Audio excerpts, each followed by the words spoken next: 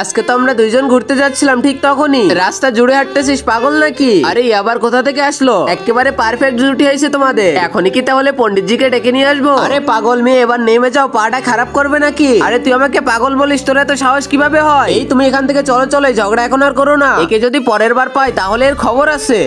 আমি তো ওই দিন সারা রাত ঘুমাইতে পারি না, শুধু আরিয়ানের স্বপ্ন দেখি। আমি তো দেখি আরিয়ান আমাকে বাঁচাইছিল একটা গুন্ডার হাত থেকে। আরে এটা কি হচ্ছে? আমি আরিয়ানের এত স্বপ্ন কেন দেখতেছি? আমি কি ওকে ভালোবেসে ফেলেছি নাকি? পরের দিন তো আরিয়ান ক্লাসে বসে বিস্কুট খাইতেছিল। এই আরিয়ান শোনো, তোমার সাথে আমার কিছু কথা আছে। আসলে আরিয়ান, আমি তোমাকে এই পরে কথা বল, আগে এই বিস্কুটটা খাও, বলো কেমন? হ্যাঁ অনেক টেস্টি। টেস্টি তো হবে, এটা তো পচা গোবর দিয়ে বানানো। আরে শয়তান আরিয়ান, আমাকে এটা কি খাইয়ে দিছে? আমি তো একে ভালোবাসি, যাও তোমার সাথে কথাই বলবো না। এরপরে তো আমি জানতে পারি আরিয়ানও আমাকে অনেক ভালোবাসে, তাই তো তাড়াতাড়ি জলদি করে ওর কাছে যাই আমি। এই আরিয়ান, আমি যেটা শুনেছি সত্যি নাকি? তুমি যেটা শুনেছো সঠিকই শুনেছো। তুমি কি আমার বয়ফ্রেন্ড হবে? আমি তোমাকে অনেক ভালোবাসি। আর আগে মহান আল্লাহকে তুমি ভালোবাসলে লাইক এন্ড সাবস্ক্রাইব করে দাও, আর পার্ট 2 দেখতে চাইলে অবশ্যই কমেন্টে পার্ট 2 লিখো।